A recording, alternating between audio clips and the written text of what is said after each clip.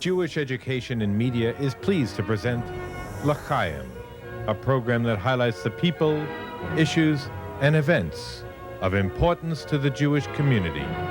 Now here is your host, Rabbi Mark Golub.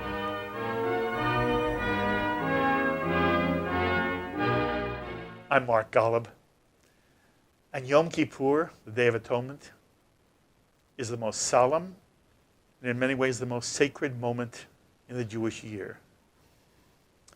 Many Jews who might not attend the synagogue all year long make a point of being part of the Jewish community on Yom Kippur, for Kol Nidrei Eve, or for Yizkor, when they spend a moment connecting in memory with those with whom they no longer share this earth, a parent, a sibling, a spouse, or sometimes tragically a child. Yom Kippur is known for the mitzvah of the fast. A Jew does not eat on Yom Kippur unless that Jew is ill, perhaps over a certain age, pregnant. And there are Jews who observe very little of Jewish tradition all year long. They'll make a point of fasting on Yom Kippur. Yom Kippur is also the day when there's a special emphasis on the fragility of life and on one's relationship with God.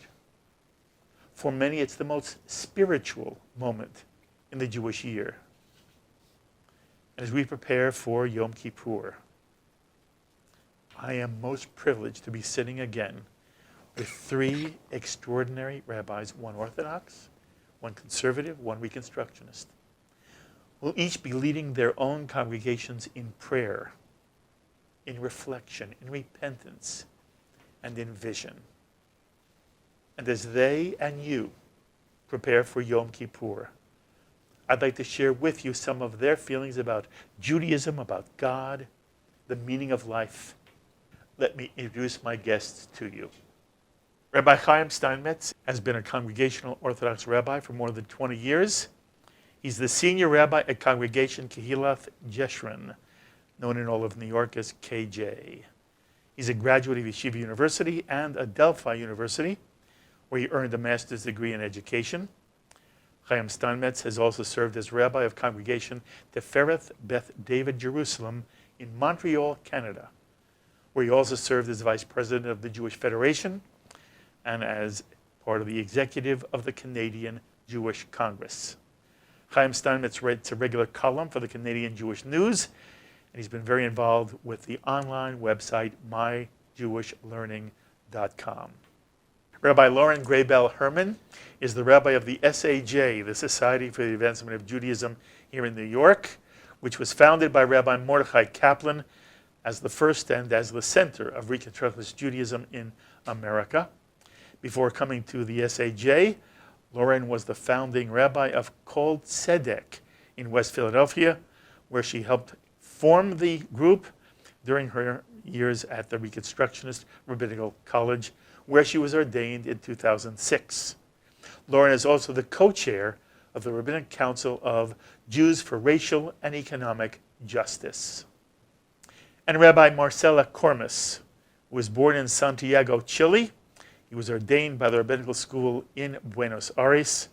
Marcelo served as the head of Judaic Studies at the largest Hebrew day school in Chile, and then served as associate rabbi of the community's conservative congregation of 900 family members.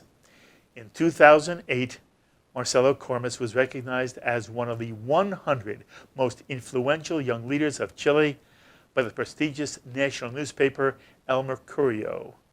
And since 2012, Marcelo has served the conservative congregation Beth in Fairfield, Connecticut. And it was wonderful to sit with you for the first program. I am honored to be sitting with you again, and I know you all so much better. You are all wonderful. I can't wait to hear what you have to say about the subjects that really resonate on Yom Kippur the most. So, before God, I want to ask the three of you. The liturgy is very important on Yom Kippur. It's important all the time, but the liturgy of Yom Kippur is extensive. We're in we're in shul and synagogue virtually the entire day. And there are very specific prayers that are said on Yom Kippur. And the language is very much God-centered. And there is imagery to Yom Kippur, Book of Death, Book of Life, the Yonatan Tokef, where like sheep passing under the staff, everyone is counted and is judged as to what kind of year they will have in the year to come. I want to know, Marcelo, from you first, to what extent, when you feel this for yourself, even before you talk to your own congregation, for you, to what extent is this imagery, liturgy, for you literal? To what extent is it a form of poetry that energizes and drives the vision of Judaism for you? To what extent is it literal? To what extent is it poetic? Each year, I have to be honest with you. Each year I'm torn with one prayer that is going to serve as an example of my point here. And that prayer is, as you said, the Unetane Tokef.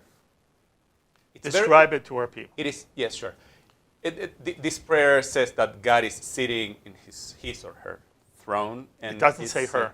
Right. It doesn't say, it just, if you're going to do the prayer, it doesn't say her. God's throne. Okay. And every one of us is passing in the presence of God. And God is saying, this one is going to live.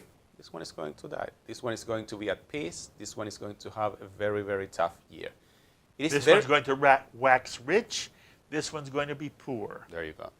It is very hard to me to believe in a God that is decreeing, that is saying that someone is going to die next year. It's very hard for me to connect to that idea or that sense of God.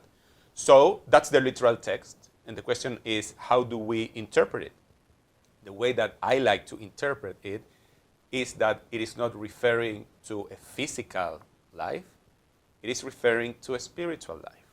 So who's going to have a thriving spiritual life is going to live next year. And who's going to have, a death from a spiritual perspective. And who's going to find hard to connect to his or her spirituality. Who's going to find hard to connect to his or her community. So that's the kind of prayers that are posing a question mark to me and that are a challenge for me to understand. But at the same time, I always try to reinterpret it in a way that I can connect to that prayer and that I can make sense of it to my personal life. Okay. You say it so beautifully.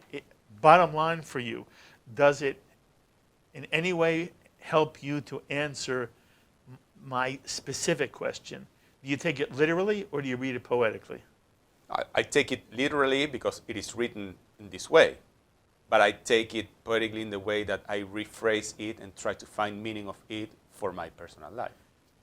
Is there a God who's going to decide whether you literally live or die? Spiritually, yes. No, physically, not. The prayer, by the way, never says spiritually. You have the right to interpret it any way you want. In my mind, that means to you it's poetic. And you're taking a literal text and you're giving it a meaning that has enormous power for you.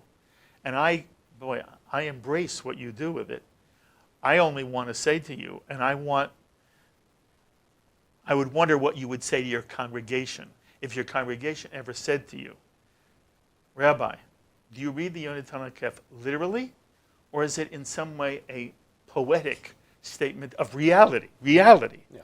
But it's not about who literally is going to drop. By the way, the Yonatan Tokef talks about who will die by strangling.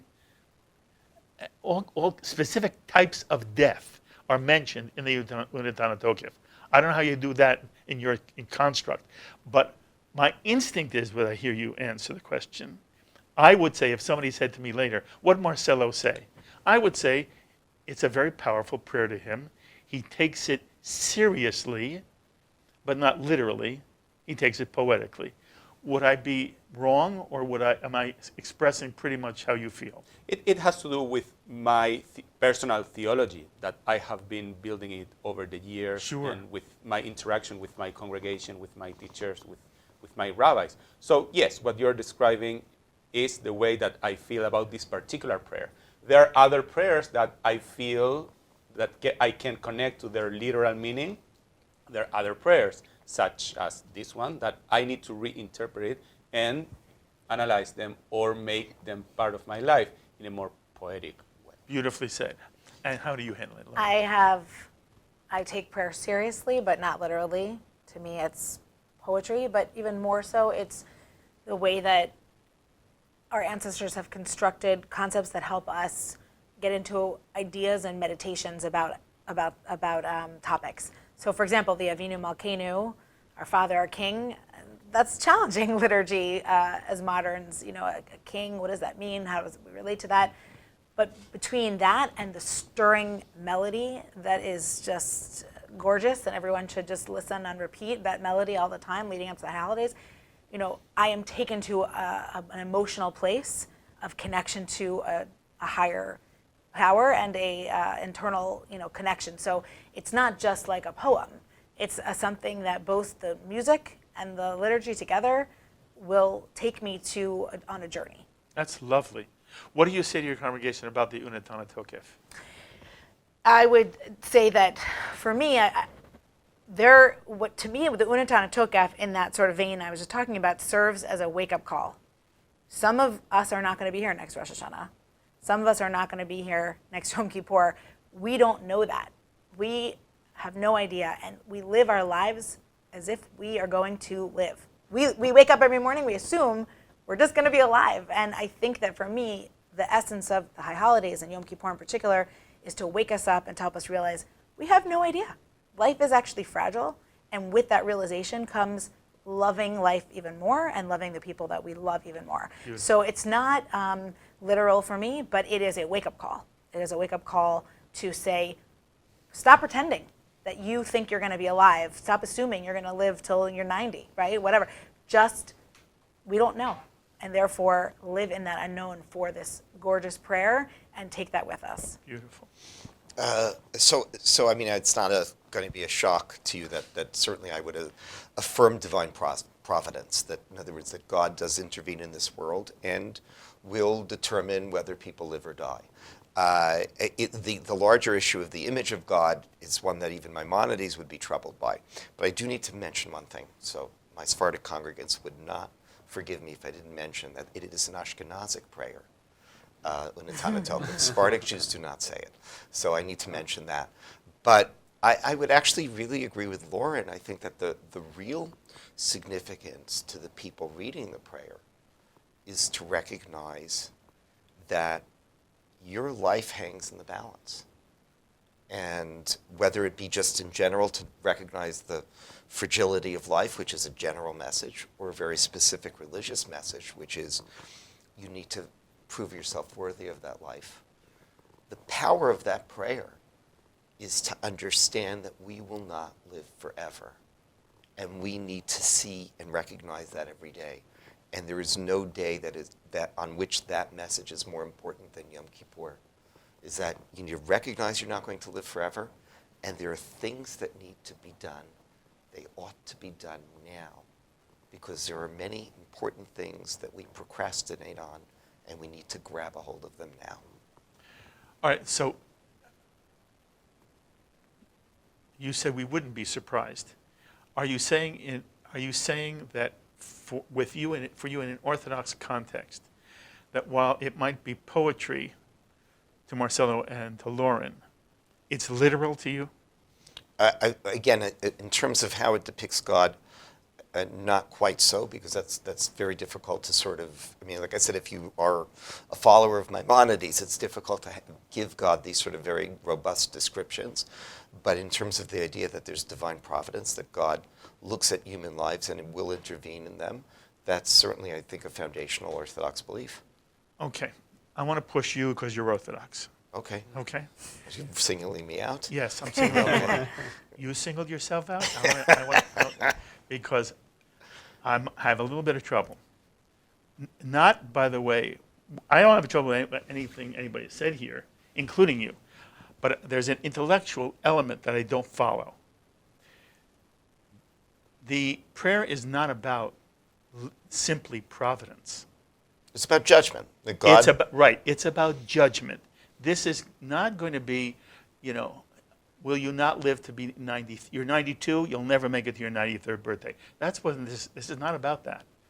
This is about. You've had 10 days to do teshuvah, to repent. Basically, this whole process is one of repentance. There are gates in heaven at Ne'ilah that are going to close. There's a book of life and a book of death. A literal book of life, a book of death, or a poetic book of life and book of death. And God's going to seal you in one of those books. Not only is he going to seal you for life or death, he's going to tell you how you're going to die, whether you're going to be rich or poor, that's simple. But he's going to tell you of all the ways you could die, it's going to be determined on Yom Kippur according to the Unatan HaTokef. And I'm asking you, it's not about simple providence. It's about a God in heaven who's going to decide whether you, Chaim, are worthy of another year of life, and if you're not, how you're going to die. Do you tell your congregation that you believe that literally? So here's the problem. I like to joke that if you take it that literally, the 3-day-a-year Jew is actually right. Because once you've closed the books, there's no point coming back to synagogue. What do you have to pray for the rest of the year? And that actually is a question the Talmud raises. Keman matzli ha'id now. According to what opinion do we continue to pray today?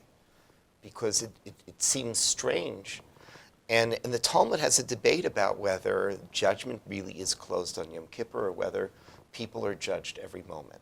So if you really want to push at what is a theological question, the theological question is can you see judgment being passed in 10 days a year and then essentially it being closed for the rest of the year? That's always a difficult sort of theological question. And these are agadic texts.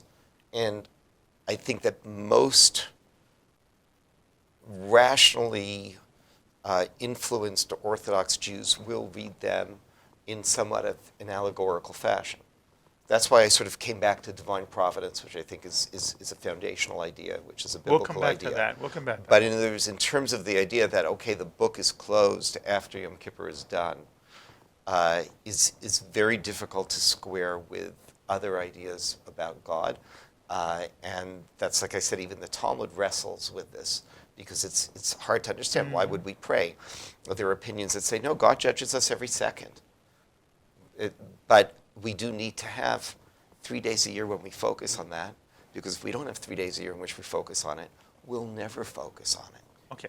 By the way, I'm listening to you, and I think and on the one hand you're eloquent. On the other hand, I feel you're tap dancing. But I did hear one word. I heard one word that answered my question: allegorical.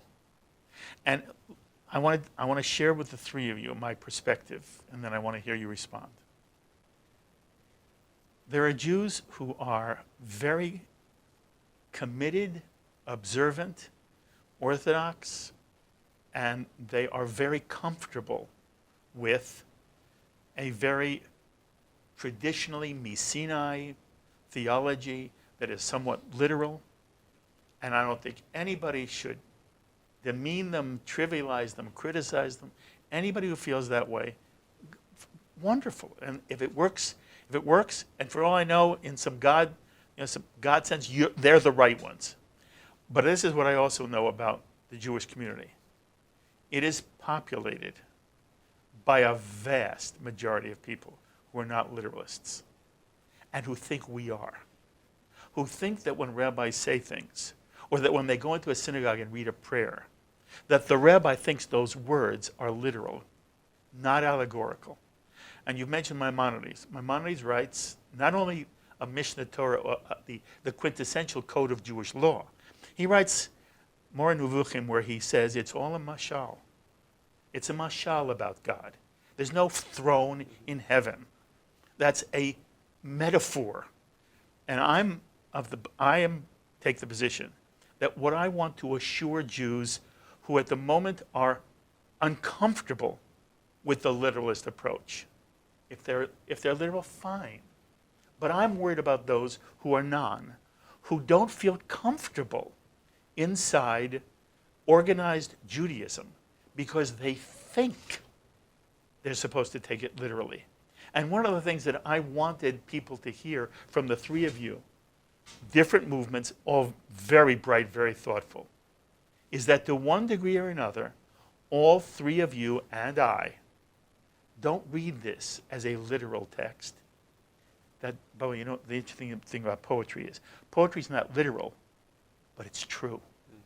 There can be truth in poetry even if it's not literal. I believe there's truth to the Unetana Tokef, but not literally. And I don't want any child of mine or yours to ever think of God that the God of the Unetana Tokef is the real God. That is a poem that's expressing something. And my concern is, again, I want those Jews who are vast in our community to be comfortable in the synagogue because they know that their rabbis understand this is poetry. To what extent does that resonate with you? To what extent does that make Okay, go ahead. You are pointing out to a discussion that has been happening within Jewish tradition for centuries. If you go even back to the Torah, you'll see that there the Torah speaks about Bizroa Netuyah, right? Beyad Chazaka Bizroa Netuyah. That With God a strong liberated. outstretched arm, God has delivered us from Does Egyptians. God have an arm? No. After Noah's story, we read that God is smelling the essence of the sacrifice. Does God smell? According to the Jewish tradition, no. So what our Jewish tradition says is that those were terms or human terms to describe something that belongs to a divine realm, if you want. And I feel the same way with the Unetane Tokef. We are using human words in order to describe something that is beyond our comprehension. So what we are doing is really describing God in human ways. So can I connect to that? Again, it's very hard for me to think of a God that is sitting there and he's saying, yes, you, yes. Well, no, you know what? No, you're not going to live next year. Oh, well, you maybe, yeah. It's very hard for me to connect to that God. But I want you at to the same say time, I want to hear you say you don't connect to that God. I don't want to hear you say it's very hard. It's not hard for me. I have no problem saying to anybody, no, it's a poem. There's no God in the world like that. The Jewish tradition never posits that kind of God. I want every rabbi to say that to every congregation.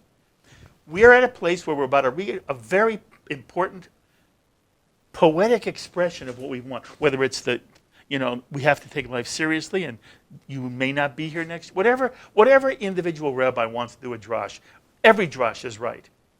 But it's a drash. And I say tap dance. Rabbis tap dance all the time. And I know that when I talk to them in private, they don't tap dance. So I asked the three of you to come here, and I don't want tap dancing. I want to know, Marcelo, you think there's a God in heaven who says you and you? No, you don't. And I want to know why you're hesitant to say it that boldly. why? Because I feel that if I cannot connect to that God within that route, there could be other ways that I cannot connect to the same God. So I cannot connect to God saying that, God is saying, well, this one yes, this one maybe no, this one. But at the same time, I want to acknowledge the fact that there are other ways how I can connect to that same. And I'm suggesting to you, you don't have to worry. One does not preclude the other. Okay? By the way, none of you have mentioned every poem has a refrain. The Unetane Tokef has a refrain. And it's all about the refrain. What's the refrain? Teshuvah, tefillah, tzedakah. Explain what that means. Teshuvah, repentance, tefillah, prayer, tzedakah, act of loving kindness, will annul the evil decree. the evil decree. This means that no matter what, this is the point of the poem. And every Jew should understand this. The point of the poem is not what God's going to do to you, but what opportunity you have. You have an opportunity in this year to do something. And ultimately, it's tzedakah, tefillah, teshuvah, You know, all of you talked to me in the first hour about how you're trying to inspire people to be somewhat different, somewhat better. That's teshuvah. And prayer, I'm not sure where that fits in, but it's the way in which each one of us in his own way relates to the universe. And then there's tzedakah. And this says to everybody in your congregation, you don't have to worry. There's no God who's going to kill you. Right, If so, Yeah, so but you're in a I'm different going to position. push. I mean, I'm going to push back on and that. yeah. That already, and there was I didn't want to relitigate the Maimonidean controversy, where happy to. Maimonides is much more willing, actually in the service of faith, to move away from anthropomorphisms. Yes. But the idea that human life is in the hand of God is, I would say, is universal within the Orthodox community. Okay. And it would be my belief. Okay. And I you know, however we come to faith, No, and it's however okay. we get our sense of where God is in our lives. Okay. You know, for some of, I mean, look, for me, I know that it's interesting because we do live in the 21st century. If I was living 300 years ago, I wouldn't be having these conversations. But for me, God is a constant presence in my life. Okay. And so it's not even like a leap to think about that my life is in His hands, and if for whatever reason I'm not worthy of it next Okay. year, Again, then I'm not worthy of it. I'm not. I don't think that's the point of the Yonatan Tokef. I think the point of the Yonatan Tokef is that there are things human beings can do to, what was your language, avert the severe decree. And Right, No, Okay. but And it can only avert it Over it. if it's a possibility. No, If this is- it's just simply a Okay. ploy of saying, you know, you should be better. Okay, and I'm saying to you this. I respect your position. All I want you to understand is, what do you want to do with the Jews who are not where you are? Right. And the Jews, there are Plenty in my congregation. Plenty of Jews who are not where you are. And to them, I want to say, there's a way to read this prayer, which I believe, I'm not cheating on the prayer. The prayer has the refrain. And the prayer says over and over again, these three things change the future. It doesn't mean that God isn't still involved in control. But this is not a doomsday prayer. In my mind, this is a visionary prayer. When what it says is, on Yom Kippur and Moshe Hashanah, we're trying to decide what we want to be for the year to come. And one of the things this says in a poetic fashion, that whatever the book of life or the book of death, understand something. It's to the extent to which the Jewish tradition says, human beings have a responsibility to act in this world in a way of tzedek. Tzedakah will make a difference in your life. And for me, the symbolism here and the poetry is, I got to take that seriously. In other words, it's not, oh, isn't that nice? But most people read the prayer book, the Siddur, they have no idea what they're reading. But if you take somebody who takes it seriously, it seems to me that prayer is a prayer of, and now I will come to the word you use, that's a challenge. And I think that we are many steps ahead of a regular Jew or one of our congregants who would come, 2, 3, 4 times a year for our service. First of all, they have to deal with Hebrew, right? So they have to open this book, find the page, read the Hebrew or the translation, which sometimes it's horrible, it's very hard to understand, let alone the spiritual or the theological, meaning of the prayer itself, right? So I think that there are a number of steps that a person that comes to a Jewish service, particularly on the holidays, and most of them are not familiar with the service, are not familiar with the Hebrew, not familiar with the translation. So there's a process there that needs to happen in order for us to understand it. I'm part of the Reconstructionist movement, and this is, really sort of our territory in terms Absolutely. in terms of intellectual honesty Yes. around liturgy and the prayers and Torah in terms of where we come from. So we don't shy away from this at all. We talk pretty openly about the fact that this is a spiritual journey, and these words are meant to help aid us, and sometimes they get in the way, and we have to figure out how to better reinterpret or reconstruct their meaning in order to move them forward. I'm always surprised, not just on the high holidays, but all year round, when someone will assume that I, like you said, assume I believe it. And I'm like, have you read about Mordecai Kaplan? Have you read about Reconstructionism? Have you read about the fact that we have made major changes into the Siddur and that we interpret this differently and we have a different understandings of the divine are present within our community. So I think that it's important to say it, but I also want to put a plug in for, again, the experience of our congregants is multifaceted, because sometimes it's just about the music. Again, like when they hear Unatan and Tokaf, it takes them somewhere, or Unavinu Malkeinu, and it takes them somewhere. And that's what we want, regardless of in some ways, our theology. We want it to take them to that place of transcendence or seeing beyond themselves, or however you would understand, or connecting with the divine. And I think so much of that is, like, if you think about, for example, the prayer Kol Nidre. So Kol Nidre itself is a very strange and potentially problematic prayer, because you're basically disavowing yourself of things you haven't yet done, and it sort of undermines the theology of the High Holidays. So Mordecai Kaplan decided to take it out, because of course it doesn't make sense. And I forget what year it was, but he took out the Kol Nidre prayer, and people completely went crazy.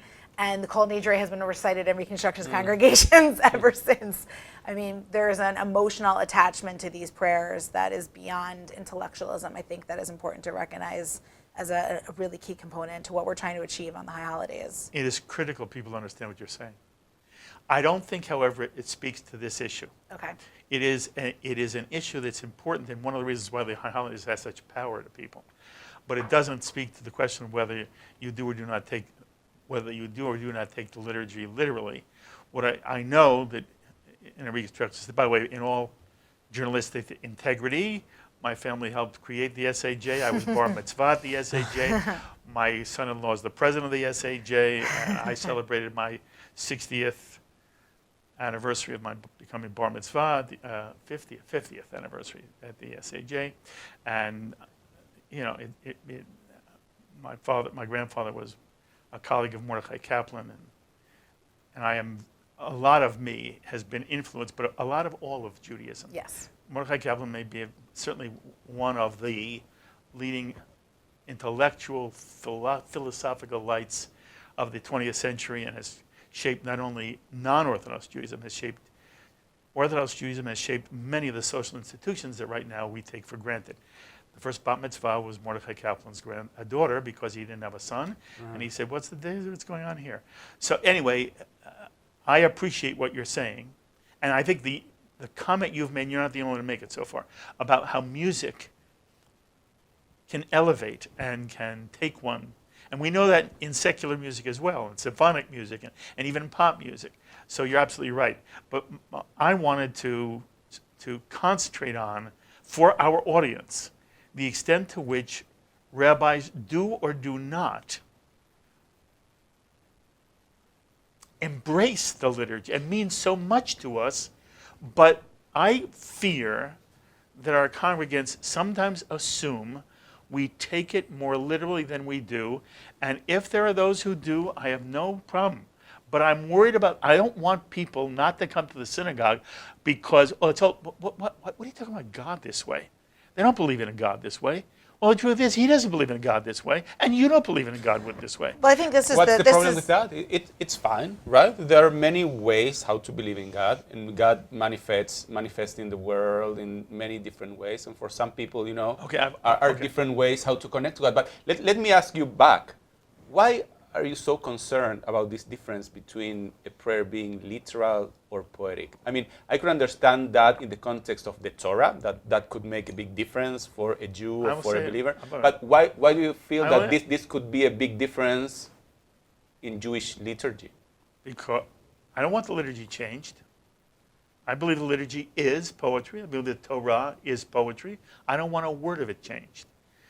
But I also want anybody who studies with me, and I think it's true for you, anybody who studies with you should understand that you, Marcelo, don't take this literally, but it's true for you. There's a difference between truth and literal. For you, the liturgy is true, but you don't take it literally. I believe the Torah is true for you, my guess is you don't. Well, you already said you don't take it literally, and I don't know if you are. I shouldn't say it this way. I don't know if rabbis are always aware of the extent to which there are Jews in this world who are afraid of the synagogue because they think they're being asked to take it literally. And if they're being asked to take it literally, they have no interest in it. And if they know that there are rabbis who don't take it literally, they're more comfortable coming in. And they won't feel like they're being hypocritical or intellectually dishonest. Or judged. Or you know, judged. for Yes, the but other- now I want to ask you, I think I know where Chaim's going to come out. And again, I'm not arguing. There's no argument I mean, here. the only thing I would say in response to that is that you're saying that there are people who may not feel comfortable coming into a service that has, so to speak, at least a little bit of this fear and trembling, which we see as part and parcel of what the high holy days are supposed to be, and that there really is this sense of that there's an existential moment, that this our future to some extent depends on what we're going to be doing From an here. outside source, meaning God? From an outside source, absolutely. Okay, you're right. So I would just tell you that the flip side is you end up giving people an experience that really is, to use that word again, parv, very lacking in emotional depth. And as much as you might say that there are people who say, look, I don't understand this concept of ritual, but what they do understand, just like they understand music, is that they will understand something that has emotional depth. Professor Chaim Steinmetz wrote in an article about how there would be people who would come to the synagogue in Boston, to his father's synagogue, and they would be praying on Yom Kippur, and there would be change jangling in their pockets, meaning they weren't observant Jews. But they understood, because this is the way it was in perhaps the 30s, they understood on some level the fear and trembling that comes with the day.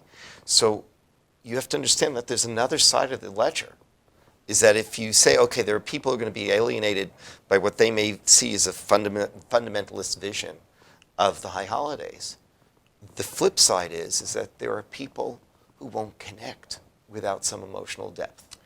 I have to say to you, again, I respect anyone who finds the fear and trembling from a supernatural God. If that's meaningful to them, it's not simply that it's okay. I don't have any right to, I'm not judging it, and I'm happy for them. But I don't think you, from that perspective, are appreciating what happens in their congregations. And I don't think you're appreciating the extent to which, without that fear and trembling, by the way, I have no fear and trembling. My fear and trembling is, I hope I'm healthy, I hope I take care of myself, I hope I don't get hit by a bus. But it never occurs to me there's a God in heaven who's going to say, your time's up. It's in my mind, there's nothing intrinsically rabbinic about it. However, I'm not offended by somebody who does have that view. But what I want to say is, I believe there are people who come to Lawrence High Holidays, and even though it's not about fear and trembling from an external source, they leave after those 10 days different and elevated. And then the same thing happens for Marcelo, and I know it happens with me. I'm not, I So mean, for you I'm to- a for little you- outnumbered, for- but for- I will just say one thing. For you to suggest that we're parv and you're not, No, you don't want okay. to, that's not appropriate. First of all, parv food is very good. Okay, so let me respond. I'm not. Okay. I appreciate.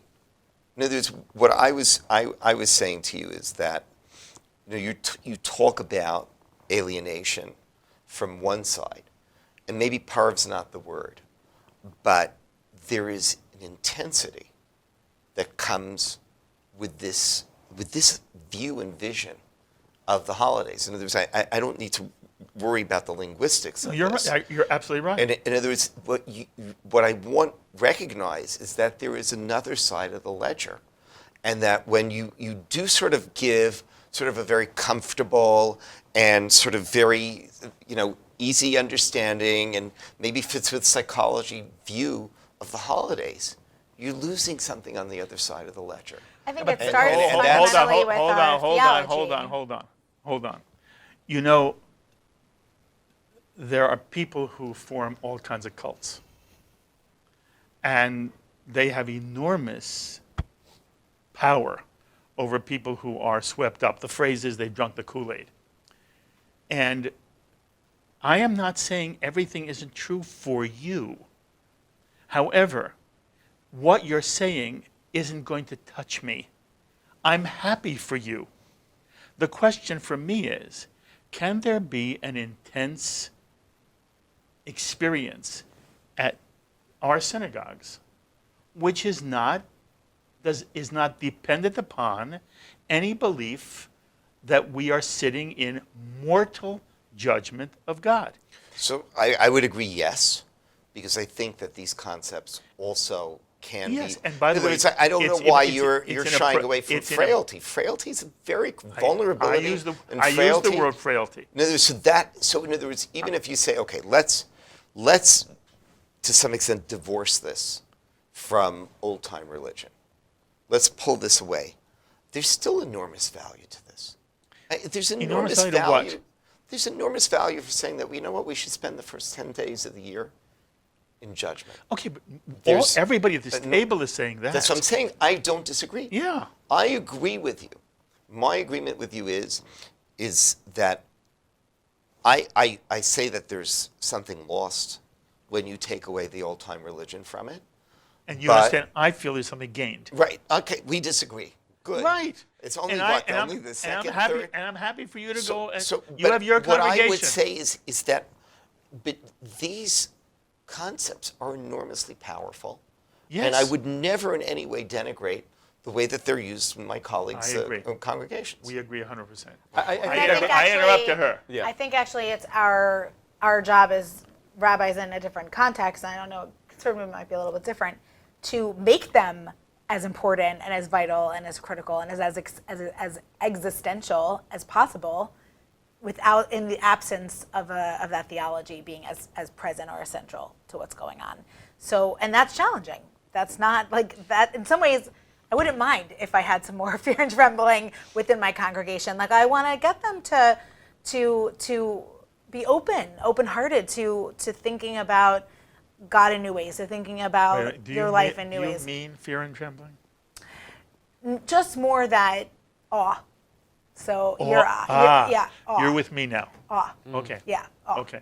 So that's yirah also, but in that, like sometimes I've said to congregants, like, even if you don't believe that God is listening to your prayer, pray like you do. Like find that moment of like calling out, cry out, because even whoever's listening, whether it's yourself, you're Rabbi Nachman, you're doing some hipo to do it, you're doing some self conversation around your prayer life, but find a way to actually be vulnerable on these high holidays and to cry out, because that's the place, that's the invitation. And it's a beautiful invitation that we don't get most of the rest of the year. So I think actually we have our own challenges. Once you with gains and challenges in every capacity, in every scenario. I want to go back to something that Chaim said, and I love the word intensity.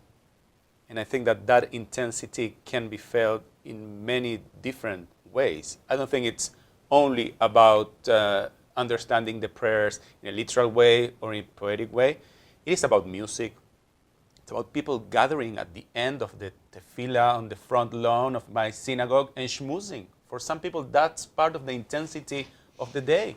For others, it's about discussing current topics or Jewish topics on an afternoon forum. For others, it's just sitting down in the same row that their parents, their grandparents, their great-grandparents sat for many generations. So I think that intensity is not only about the understanding of the prayers, it is about the whole experience of the high holiday. Right, and I think that everyone is talking, look, even in an Orthodox synagogue, and forget about a modern Orthodox synagogue, even in an Orthodox synagogue, there are many doorways. Lauren was talking about the music, and she's absolutely right. Without the music, Kol Nidre would have been gone a long time ago, even in Orthodox synagogues. So you have the music, you have friendships and community. I always love to quote Harry Golden, the American Yes. Jewish writer. So he would talk about his father was an atheist, but he went to synagogue every Shabbat. So finally, when he was a teenager, he says to his father, he says, "You're an atheist. You tell me you're an atheist. Why are you going to synagogue every Shabbat?" So his father points across the street. He says, Mr. Garfinkel across the street? He says, yes. He says, does he believe in God? He says, yes. So he goes to synagogue to speak to God? Yes. He says, I go to synagogue to speak to Mr. Garfinkel. And that really is in many ways, it's a classic another Jewish insight, isn't it? but in other words, just because, and maybe this is where I'm different than certain Orthodox rabbis, just because you have a singular focus, it doesn't mean that there can't be a whole series of other connections But that come Chaim, out of it. that talking to Mr. Garfinkel makes your high holidays experience less or more powerful? I think it makes it much more powerful. I think we forget that some of our greatest spiritual experience, in fact, not some of our greatest, the foundational spiritual experiences are interpersonal. If we can get that I-thou relationship, that's when you start to all of a sudden have an Relational inspiration relation, right? of God. And it's like when people tell me, when do they feel inspired to believe, is when they'll have kids. And they look at the little baby and they're holding the baby in their hands. There are profound interpersonal relationships, and frankly, they are prior, that lead you to have that divine experience, that connection to God. So I now want to ask you the next hard question. Marcelo, are you sure there's a real God? Sure? I'm not sure of anything now. Okay. Lauren, are you sure there's a real God? Define God for me. She's Ask it- Reconstructionist, be fair to her. Any way you want to define it. For me, I have a relationship with God. So there is a God for sure for you. For me, personally. For you, that you're sure there's a God. Yes, but it's a very Kaplanian and neo-Hasidic version of that God, but yes. Okay.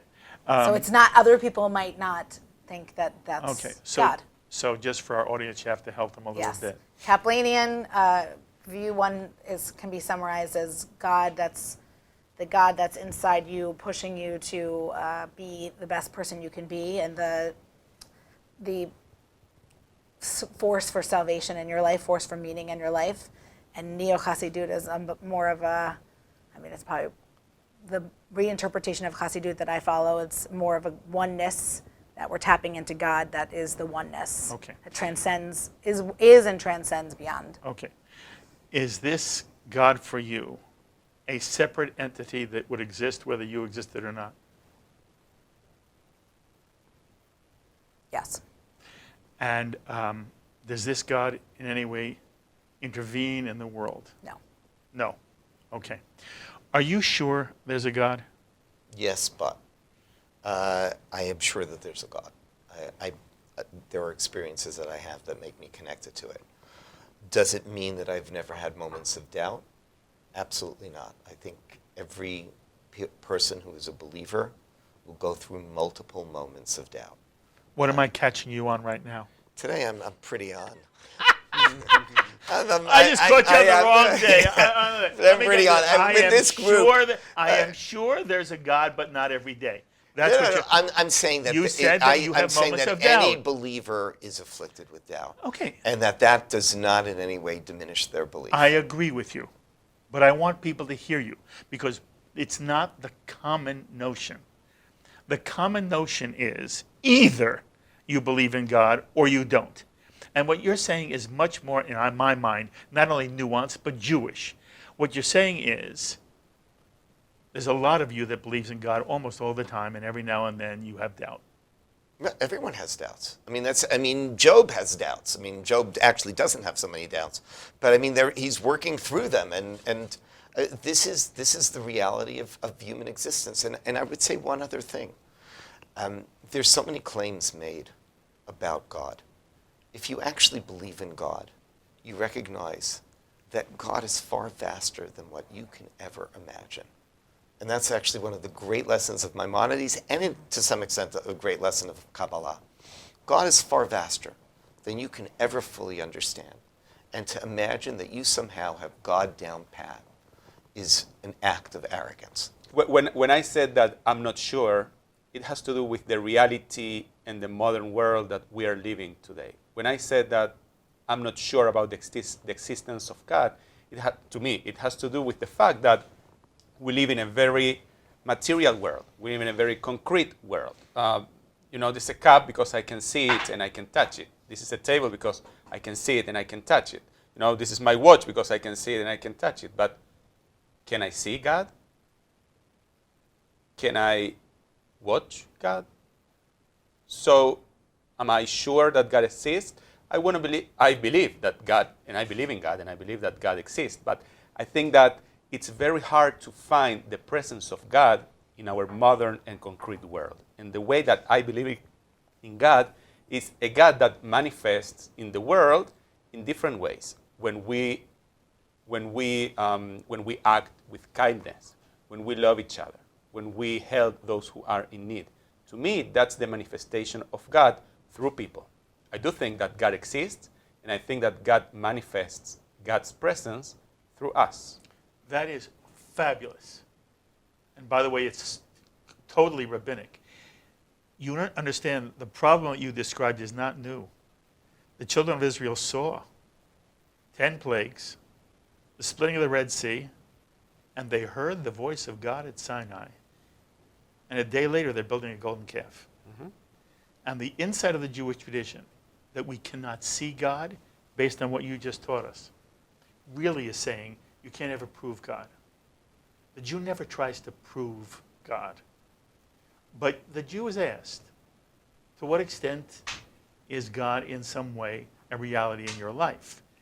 And again, I'm coming back. I have a theme. It's the same theme over and over again.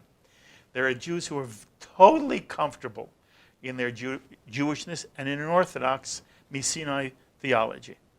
And I respect them and none of that. I think in terms of Jewish life today, they may be at the forefront of Jewish life today. They may be the way we will ultimately survive. But I also am very caring about the vast number of Jews who are not where the three of you are. They have not spent enough time understanding the fabulous nuance and subtlety of the Jewish tradition. They only know it in some simplistic veneer. And what the simplistic veneer is, there's a God in heaven who decides whether you're going to live and die. He's going to put your name in a book of life, or he's not going to put his book of life. And he sticks his hand into world affairs. That's our responsibility. Let me finish. He sticks his hands into world affairs whenever. And therefore, you can pray to this God. And it's not praying to, in some way, be inspired. We all understand that. There are people who have been taught in day schools, that if they pray the Misha Berach for somebody who's ill, there is a God in heaven who will heal that person in a hospital bed next to another person with the same disease in a hospital bed who has nobody praying for him. There are kids in day schools who are taught the Misha Berach that literally. And I know what it does to them. And I know what it does to their parents. And I wanted to bring people together who have dealt with this their whole life. This is all of us. We spend our life out with this. I want to Mark, hear them. I mean, I'm one of those people. I understand. I understand you are. I don't think they are. No, I don't think they are. But and I don't. That's their. But in other words, that is basic Orthodox theology. Yes, that there's a God in heaven who sees two people in a hospital bed. One has somebody praying, one doesn't. The one who is praying, that one will be saved. And there's a God in heaven who says, too bad. If he only had somebody with a Misha Berach, saying a Misha Berach. Okay, so that's oversimplifying. That's oversimplifying. It's really oversimplifying it. In other words, the idea that... It is not oversimplifying. It's what the Misha Berach taught in an Orthodox context. Tell me how it's wrong. But in other words, it's not just, he doesn't have anyone praying for him, he's going to die. In other words, there's a complex, one would assume God is doing things in a way that's beyond our imagination. But the idea that prayer is not efficacious, that it doesn't work, is certainly not an Orthodox belief. Orthodox Jews believe profoundly in prayer. And by the way, they're not just Orthodox Jews. There are billions of people around the world who believe in the importance of prayer. And they believe that prayer changes nature. Otherwise, they wouldn't be making requests. Okay. You know, when the fire truck passes by, you're not allowed to say, "Dear God, make it not be my house." That's because it's too Tfilat late. Shav. It's too late. That's It's the Tfilat deep Shav. prayer, That's the yeah. Mishnah and And you Brachot. know, the Talmud has the principle, the world always follows its natural course. And you know, in the Torah, God says, "I'm never going to do a flood again." And the entire rabbinic lesson is that if we're in touch with God, God drives us to do all the things you talked about. And that God says in the Midrash, "Oh, if the children will only forget me and care about each other." And so I am not arguing with you. You believe we are arguing, No, but no, it's no, a- I'm not. You believe in a God who intervenes. I have no problem with that. All I want our audience to understand is not every rabbi believes that there is a God, there may be a God, but it's not a God who acts that way. And if you're praying to God, you're not praying for a miracle. What you're praying for is somehow there's aspiration. And it is in the hit Palel binyan, so that it does come back to you. How does prayer ultimately galvanize human action? Not how does it change the world from a supernatural God. And I am not arguing with you at all. I'm only saying that I'm asking two people who have said to me they're not where Chaim is. I've already said very clearly that I don't Exactly. believe in And interventionist you've said- God, you so have it's said- not. right. And I'm saying to you, do you agree with me that there are ways for people who do not believe in an interventionist God to still have a sense of the divine in the world and to in some way be moved to do acts of gmilut chasadim and to care for other people and to make changes that affect the world? I have been very influenced by Rabbi Kushner, and I think that he put it beautifully in his book, When Bad Things Happen to Good People. And I think that that's part of my personal theology. I think that, as you said, there are at least two factors here at play. There is nature on one side, and there is God on the other, or together with nature. There are certain things that God would decide to intervene. There are other things that God would decide not to intervene. Tell me where God and intervenes. there are things that are Be where God intervenes. where God, if you see the Torah, for example, Exodus from Egypt, I wanna the creation of the state of I Israel, want- to me, is a modern miracle that was God's intervention for sure. What did God do? What did God do? What did God do? God strengthened the hands of the Jewish soldiers who fought against 7 armies that were much more powerful than them and helped them to win the war. They didn't have it inside themselves to begin with. I think that it was a divine intervention. God gave them supernatural strength. No, not supernatural strength, Then but, what? but I think that those people inspired in God or by God had the strength and the power to defeat those armies. Well, Bowie, I understand what you're saying, and I believe Steve Israel's miracles, so I'm not going to argue with you. I just don't, I would say it differently. Well, that's a different I would discussion. say it differently. Yeah. What is a miracle, right? Or what miracles are. yeah. I mean, if you want to go into that discussion, we could, but it's different from the nature of God, I think. I agree. What? My whole life is built around being a Jew who has a sense of God in my life that's not the traditional God. So I think that it's important for people to not just reject, but to think about and to learn and to think about what's true for them. And, you know, that God is unfortunately a very loaded word for people. So maybe it's not God, but it's meaning, it's spirit, it's influence. And I think that something that I'm concerned about is that people feel like that it's not just a choice between Orthodox theology or atheism. That there's other Absolutely. there's other Absolutely. other textures Right. and within our tradition, not just outside of our tradition. I always tell people, like, if you look at the Torah, there's minimally 5 theologies, right, or 4 theologies within the Torah, different types of different types of manifestations of God in various ways. That's just the Torah. Then you have the rabbis. Then you have the medievals. Then you have, I mean, that this is not a Judaism that, in my mind, my reading, has ever been theologically dogmatic, has ever had one theology. Maybe that's a more modern, maybe that came later. So I think that for me, it's about like not just affirming there's no interventionist God, but well, what is there for you? What is there for you? What is there that might help you construct life, might make life more meaningful, make being in a Jewish community more meaningful? I always give as a very personal example. So when my father passed away when I was very young, when I was 23, and it was quite sudden. And so when my father died, I was absolutely bereft. I grieved. I went into the grieving.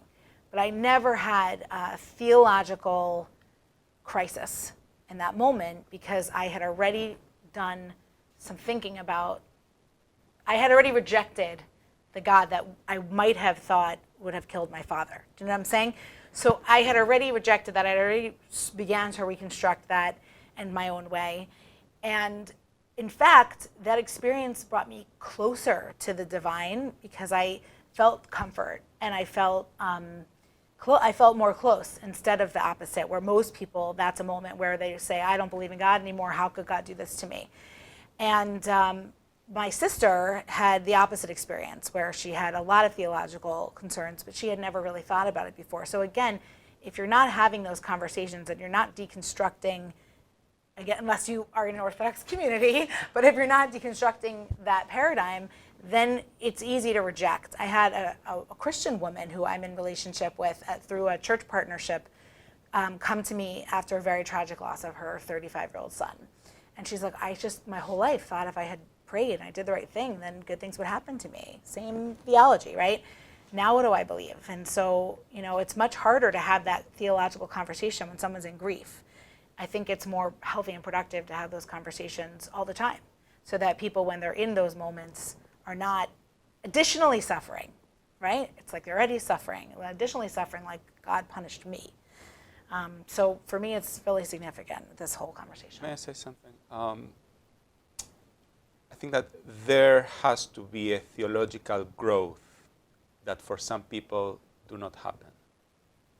What I mean is some people still hold the same beliefs in God that they had when they were in kindergarten or first grade or second grade. And there is a theological growth that needs to happen in order to incorporate that mature God or that grown God into your own life. So what you were describing earlier has to do with this, I think. People who are still holding the same faith that they had when they were 8, 9, 10, 11, or 12 years old.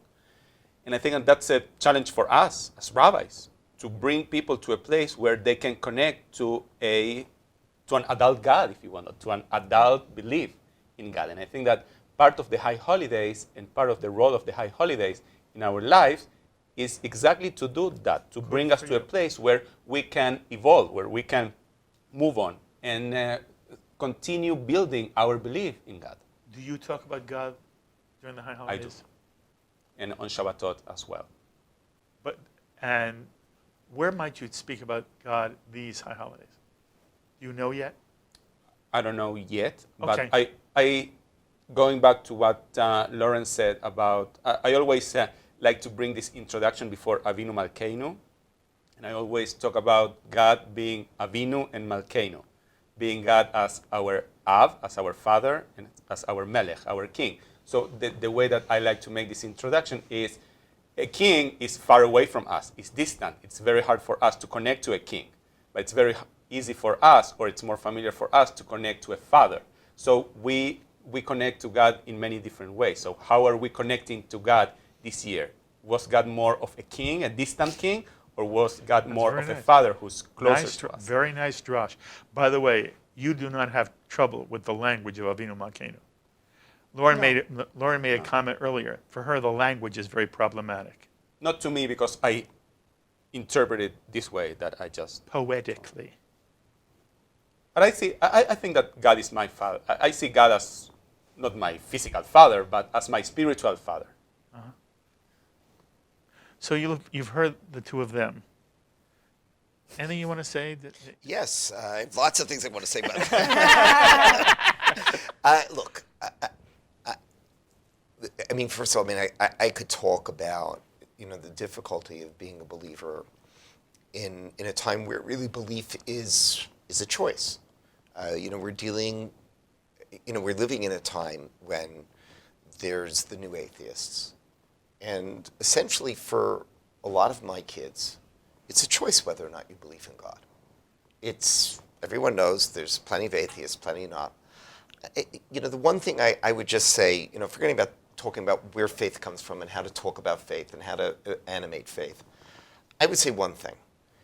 We live in a world which is profoundly individualistic. And the philosopher Charles Taylor of McGill called it a buffered existence. We are so self-sufficient and self-centered that talking about God, as you mentioned, even if they had just heard it at Mount Sinai the day before, the voice wouldn't get through. I think about this, everyone says, oh, it's the smartphone. No, the smartphone only sped up something that's been happening for actually several hundred years, but certainly been happening since we've had cameras. Since we've had cameras, what's happened is instead of opening up our eyes in the morning and looking around us and saying, this is the world, now I'm the world, because the camera allows for ultimately the selfie. The selfie is the end of the road with the camera, meaning I'm at the Great Wall of China. I'm not admiring the Great Wall of China. I'm taking a picture of myself with it.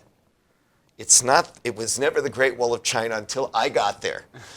And so in this world, to talk about things like faith, which require you to, so to speak, open your eyes and look around you and be overwhelmed by the world and by nature and to be open to relationships. So I understand, why a fundamentalist faith is not going to play well in society.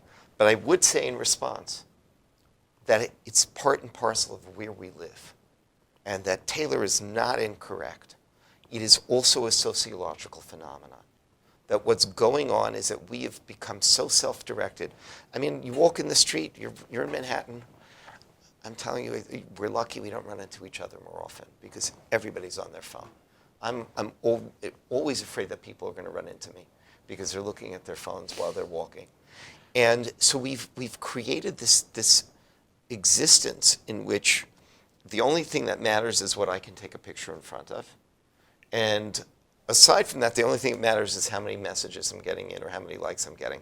So in that type of a world, discussions about ultimate matters and about God become much more difficult. And whether it be for me or frankly for my colleagues who are also trying to talk about ultimate questions, this self-centered, self-sufficient type of society is not a great place for religion. Okay.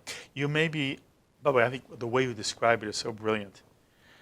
And you may be right that it has this larger effect. I have had a wonderful life. I remember these problems in the 50s. I remember them in the 60s. I remember them in the 70s. These are eternal human. This is what human nature is. And I will describe for you what it is for me. And I've reacted to you. You can react to me. If somebody says to me, I say it very much like you do, but flipped. Do you believe in God? Do you believe is God real? Do you believe, Mark, do you believe there's a real God? And my answer for me is every now and then. Every now and then, I am sure there's a God. But for the vast amount of time, I don't know. And I don't want to worry about it because I respect those who say, are you kidding? But I also say, you look at this world, are you kidding? But to me, the stupidest person in the world is an atheist. To live in this world and be sure, have no doubt there's no God, what are you, blind? But I have problems, to be honest with you, with somebody who says, I'm sure there's a God. What, are you blind? So I believe the Jewish tradition is neither atheist, nor, as you say, you don't get a diploma one day to put on your wall. I now believe in God, it's over. You say that very beautifully. I believe that the Jew lives with the struggle in between. Agnostic is the best, Greek word to use for it, but it really has to do with the Jew continues to search, and you said it beautifully before. What I say to my congregation, and I say to myself, and I say to my wife, and I say to my children, whether you believe in God or not, you act as if there is a God. It's in the Jewish tradition, it's all about how you treat other people. So whether it's Ke'ilu or Kiviyachol, you will live your life Kiviyachol, there's a God. And later, and I am personally moved by the Midrash to the book of Ruth. Whether you goest, I will go. Whether you lodgest, I will lodge. Your people will be my people. Your God will be my God. And the rabbis, not Mark Golub, the rabbis point out God comes last.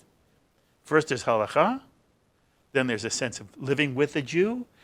Then you become part of the Jewish family. And if you're lucky, at some point before you die, you'll have some understanding for a moment about God. And I believe in my arrogance. In my arrogance, I believe more rabbis really are there than the Jewish world knows.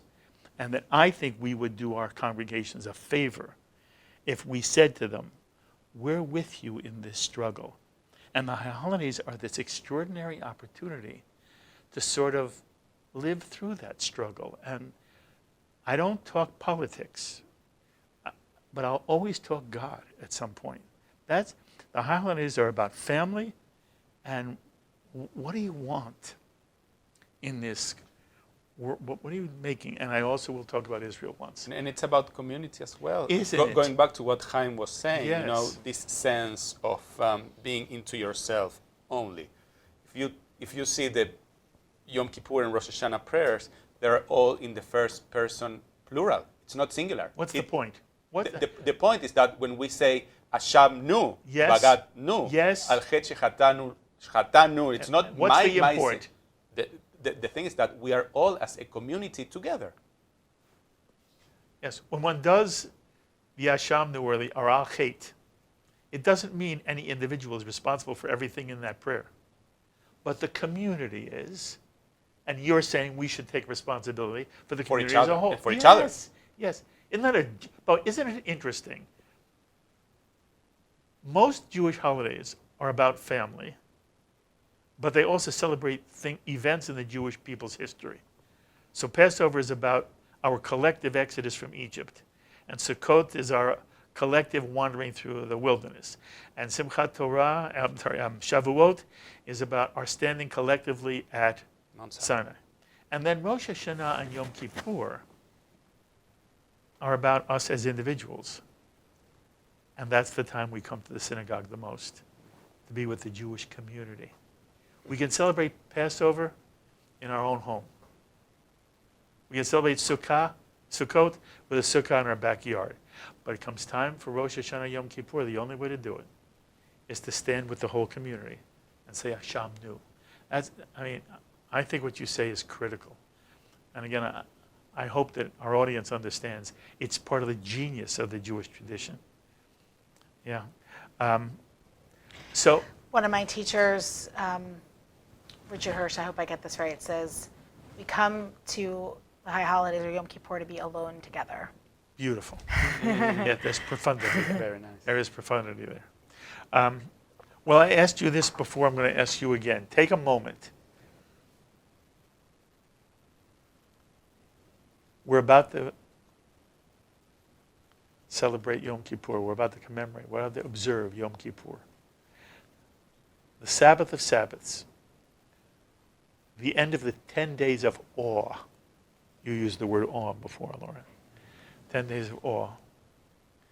And people have now listened to you before Rosh Hashanah. Now they've listened to you before Yom Kippur. For the holidays as a whole, and for Yom Kippur in particular, What's your hope for people who may be watching you right now? My hope is that people will take advantage of this gift that is called Rosh Hashanah and Yom Kippur.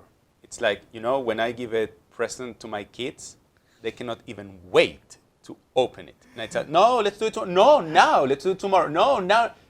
You have this marvelous gift that are 10 days where you can reflect upon the meaning of your life, where you can embark in this spiritual journey of growth that we were talking about, spiritual, growth. So take advantage of this gift that is right there for you to open and to enjoy it. Beautiful. What do you hope people, what do you hope for people as we are about to conclude the 10 days of awe? I think I want people to come away realizing that they are a blessing and that they can go forward being a blessing and that we need each other in order to be our best selves in the world. That's so sweet and wonderful. Okay, you now, Matt. My hope. Oh, I have so many hopes. I want to hear them all. I'm very hopeful. Take a moment. Take a moment. I would start with one, and we've had now 2 programs on the importance of Rosh Hashanah and Yom Kippur, and actually I'd want them to know that that's not the most important days of the Jewish year. The most important day of the Jewish year is the day after Yom Kippur. It's, what are you going to be tomorrow? There's a famous medieval question that's asked about a person who's held captive by a local prince, and the prince will allow them to bring a minyan and a Torah for him to pray. And the question is, should we wait till Yom Kippur? Should we do it on Purim? There's all different. And the answer that's given is the first day you can go. Because the most important day is tomorrow. If I'm going to teach my community anything about what Rosh Hashanah and Yom Kippur is there as a message, it's that actually tomorrow is really important too. Don't leave it at the door on Yom Kippur. Oh, you guys are fabulous. How lucky is our audience to be able to listen to the 3 of you. Mazal Tov. I said this at the end of the first show. Your congregations are so lucky. And I hope that, I hope for each of you this is a year. Kol tuva hatzlacha. Kol tuva hatzlacha. Kol tuva hatzlacha. That you have goodness and success and you have fulfillment in all that you do. The Jew always wishes for life and for health and for family and for goodness. Money's good too. But I hope that whatever you do and however you lead and however you interact with the congregations that you help see the divine, however each of you define the divine, and how you connect them to the Jewish people, that this is a year that really you feel that somehow you, in your own rabbinates, you took a step forward. And as you do, your congregations will soar. So I thank you, my friend. Thank you. Thank you. Thank you. Shana Tova. Amen. Shana Tova. Finger, give me your finger. There you go. Shana Tova, Mituka, Gemar Tov, and may all of you be sealed for a wonderful year of life in the new year. Thank you so much. Amen. Thank you. Amen. Rabbis Chaim Steinmetz, Lauren Grabelle Herrmann, and Marcelo Kormis. Again, we've spent 2 weeks together just talking about what these high holidays may mean, and I just hope every one of you watching takes whatever you can. And you've heard a divergence of approaches. There is much more similarity here than differences. The differences are fun. What you hear here is rabbis who are hoping every one of you finds inside your own Jewish experience an uplifting and an inspiring high holiday experience. And I hope it's with all the people you love.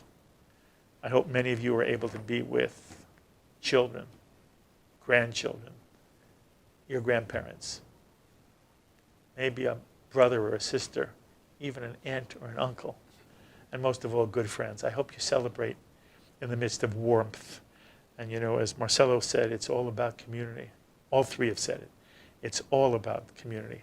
The Jewish tradition, it's all about people and how we can touch other people and enrich other people's lives and be lovelier human beings in the year to come. As always, I invite you to be in touch with me with any thoughts or comments you may have to any of the ideas expressed on this edition of L'Chaim. Please email me, write me, post on our Facebook page, or tweet me. I look forward to hearing from many of you. And remember to take us with you wherever you go. If you want to hear this discussion again, it's on podcast. You can listen to these rabbis all over again. You could listen to them every day if you want, as long as you have the L'Chaim podcast.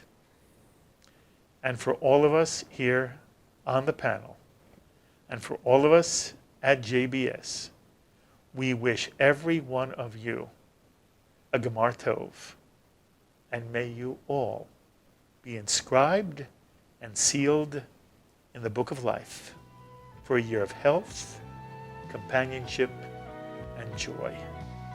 L'Chaim, my friends, to life.